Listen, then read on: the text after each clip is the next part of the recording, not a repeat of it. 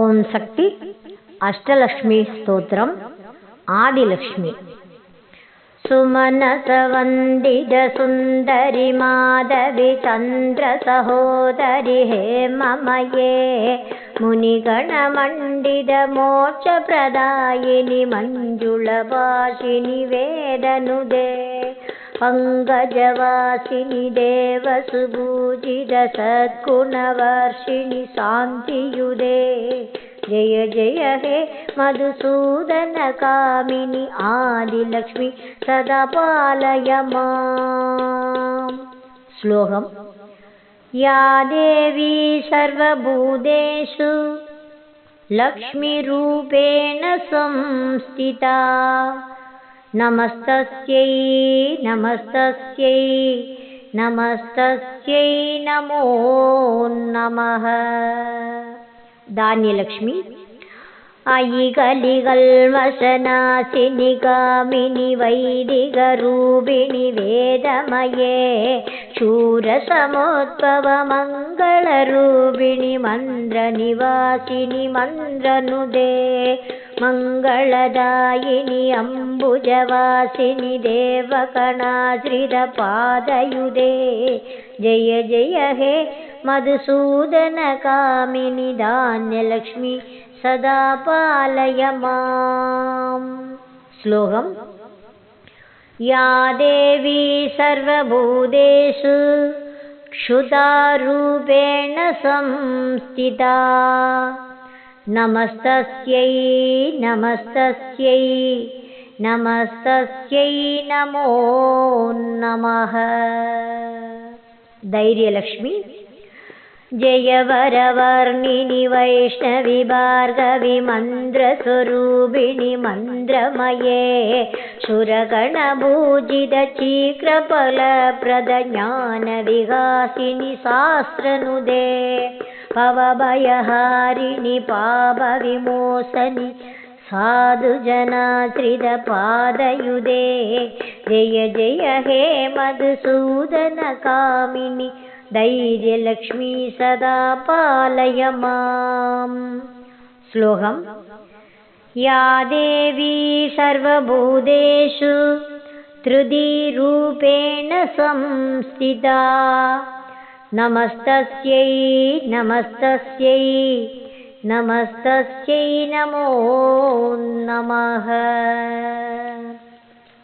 गजलक्ष्मी जय जय दुर्गदिनाशिनि कामिनि सर्वफलप्रद शास्त्रमये गदगजदुरगपदादि समावृत परिजनमण्डित लोहनुदे हरिहर ब्रह्मसुपूजित सेवित तापनिवारणि पादयुदे जय जय हे मधुसूदन कामिनि गजलक्ष्मी रूपेण पालय माम्।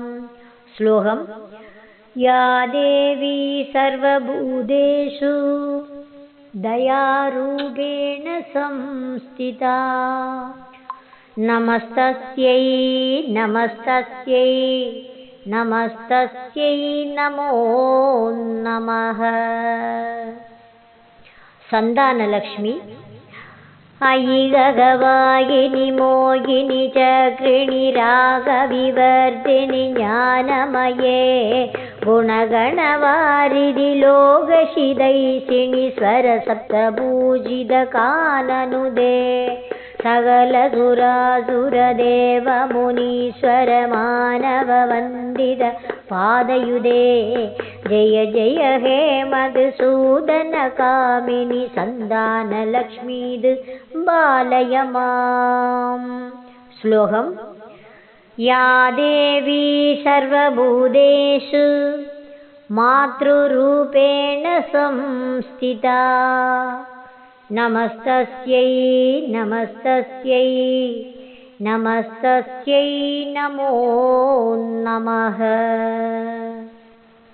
विजयलक्ष्मी जय कमलासनि सद्गदिदायिनि ज्ञानविहासिनि कानमये अनुदिनमर्चित कुङ्कुमधूसरभूषितवासितवात्यनुते कनकतरास्तुतिवैभववन्दितशङ्करदेशिकमान्यपदे जय जय हे मधुसूदनकामिनि विजयलक्ष्मी सदा पालय माम्।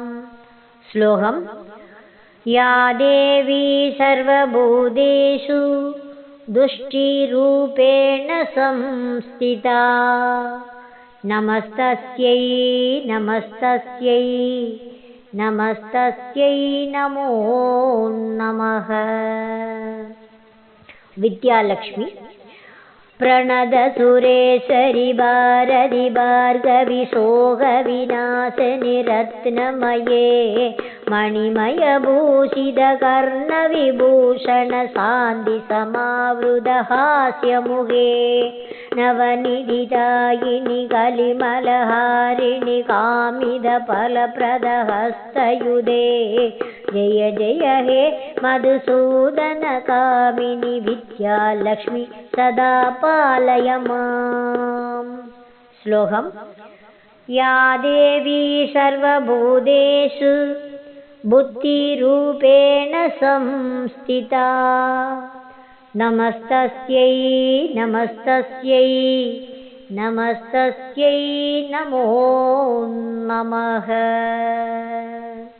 धनलक्ष्मी दिमि दिमि दिन् दिमि दिन् दिमि दिन् दिमि दुन्दुभिनादसुपूर्णमये गुम गुम गुङ्गुम गुङ्गुम गुङ्गुम सङ्गनिनादसुवाद्यनुते वेदपुराणदिहाससुभूजितवैदिकमार्गप्रदर्शयुधे जय जय हे मधुसूदनकामिनि धनलक्ष्मीरूपेण पालय माम्। श्लोकम् या देवी सर्वभूतेषु बुष्टिरूपेण संस्थिता नमस्तस्यै नमस्तस्यै नमस्तस्यै नमो नमः। वरलक्ष्मी अम्बा श्लोकम् या देवी सर्वभूतेषु ऐश्वर्यरूपेण संस्थिता नमस्तस्यै नमस्तस्यै नमस्तस्यै नमो नमः। ओम शक्ति।